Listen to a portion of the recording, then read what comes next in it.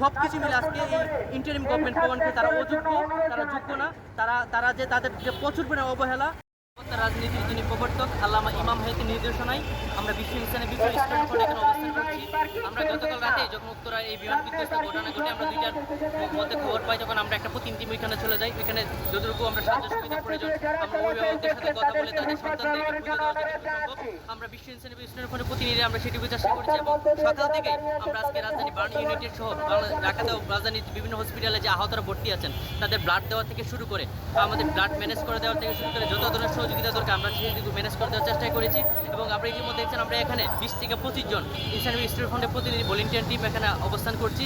এবং আমাদের ভলেন্টিয়ার টিমরাও তাদের সেবা দিতে গাড়ি থেকে শুরু করে এগুলো শৃঙ্খলা নিয়ে আসা, মানুষকে একটা শৃঙ্খলা নিয়ে আসার যে চেষ্টা থেকে অনেকে অসুস্থ হয়ে পড়েছে তাদের পানি দেওয়া, প্রাথমিক ট্রিটমেন্ট দেওয়া, সেগুলো আমরা এখানে অবস্থান থেকে দেখছি।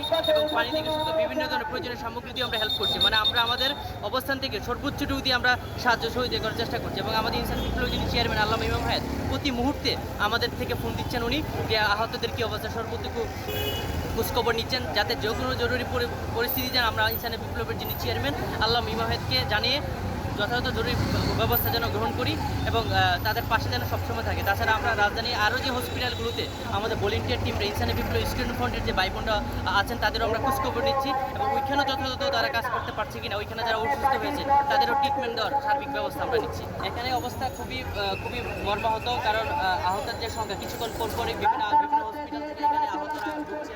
তো আমরা চেয়ারম্যান আল্লামা ইমাম হায়াতের নির্দেশনায় আমরা সকাল থেকেই শুধুমাত্র বার্ন ইউনিটে না আমরা প্রতিটা হসপিটাল অবস্থান করি এবং আহতদের জন্য যে ব্লাড এই পর্যন্ত, কারণ 24 ঘন্টার পর তাদের ব্লাডটা খুবই প্রয়োজন, কারণ যে ব্লাডটা তৎক্ষণাৎ না হয় তাহলে তাদের যে স্বাভাবিক পর্যায়ে ফিরে আসাটা খুবই কষ্টদায়ক হয়ে যাবে। তো এটা ম্যানেজ করার জন্য অলরেডি আমরা ইনসানি স্টুডেন্ট ফ্রন্ট থেকে প্রায় 35 থেকে 40 জনের ব্লাড আমরা এন্ট্রি করেছি এবং আরও এন্ট্রি করার চেষ্টা করছি। তাছাড়া আমাদের রাজধানী ঢাকায় আমাদের যত ফ্রেন্ডসগুলো তাদেরকে এখানে নিয়ে আসার চেষ্টা করছি। এখানে অবস্থা খুবই খারাপ, তো মানে আমরা খুবই মর্মাহত এই অবস্থা থেকে তারপরেও আমরা আমাদের অবস্থান থেকে যতটুকু সম্ভব আমরা সর্বোচ্চটুকু দিয়ে সেবা দেওয়ার চেষ্টা করছি এবং তারপরেও যতটুকু সহযোগিতা দেওয়ার প্রয়োজন আমাদের সাধ্যের বাড়ি ততটুকু আমাদের যিনি ইনসানি বিপ্লব চেয়ারম্যান আল্লামা ইমাম হায়াত প্রতি মুহূর্তে আমাদেরকে ফোন দিয়ে খোঁজখবর নিচ্ছেন এবং তিনিও আমাদেরকে বিভিন্ন ফিনান্সিয়াল সাপোর্ট দিয়ে প্রয়োজনীয় যে ব্যবস্থা নেওয়া দরকার সেগুলো নেওয়ার জন্য আমরা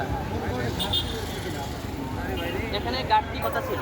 আজকে উত্তরার এরকম অবস্থাতে এরকম একটা ভয়ঙ্কর ঘটনা হওয়ার পরেও তারা রাত 2টার পর আমাদের ছাত্রদের কূপের মুখে করে তারা পরীক্ষা স্থগিত করতে বাধ্য হয়, তার আগে তারা করে না। এরপরে এইটাই কারণে তারা কতটা অবহেলা করছেন আমাদের কিনে। একের পর এক ঘটনা আজকে উত্তরাতে এই যে বিমান বিধ্বস্ত ঘটনা, আজকে কোনো একটা মানে প্রশিক্ষণ বিমান চালানোর জন্য তার ফিটনেস চেক থেকে শুরু করে পাইলটের অনেক কিছু টেস্ট করতে হয়, সেটা হয়েছে কিনা সেটাও না হওয়ার কারণে এরকম একটা দুর্ঘটনা ঘটে। তাছাড়া আজকে একের পর এক ঘটনা, আজকে মাজার শরীফে হামলা, মন্দিরে হামলা, আজকে অর্থনৈতিক অবস্থা, সব কিছু মিলে আজকে এই ইন্টারিম গভর্নমেন্ট প্রমাণকে তারা অযোগ্য, তারা যোগ্য না, তারা যে তাদের যে প্রচুর পরিমাণে অবহেলা দেশের প্রতি, দেশের জনগণের প্রতি। আজকে আমরা অন্যান্য ছাত্রদের সাথে ইনসানি স্টুডেন্ট ফ্রন্ট 5ই আগস্টের পর আমরা এই জুলাই গণঅভ্যুত্থানে আমাদের যে সক্রিয় অবস্থান ছিল সেই অবস্থানে আমরা প্রত্যাশা ছিল যে 5ই আগস্টের পর যে একটা বিপ্লবী সরকার গঠন হবে, কিন্তু বিপ্লবী সরকার তো দূরের কথা, তারা একদলীয় কিংস পার্টি করে রাজাকার আলবদল আল শাম যে বাহিনী, এই যে জামাত শিবিরের সব কিছু দুই একটা দলের সুযোগ সুবিধার পিছনেই তারা তাদের মনোনিবেশ, তাদেরকে আমরা সুযোগ সুবিধা দিবে, তাদের নিবন্ধন ফি দিবে, তাদেরকে আমরা এস্টাবলিশ করবে, পরবর্তীতে তাদেরকে আমরা স্বার্থ হাসিল করবে। জনগণ কি খাইলো না, জনগণের মানে আজকে কি অর্থনীতি কী অবস্থা, আজকে বাজার থেকে শুরু করে জনগণ যে কত একটা জননিরাপত্তাহীনতা ভুগছে, রাস্তাতে বেরোলি চুরি ডাকাতের চিন্তায়।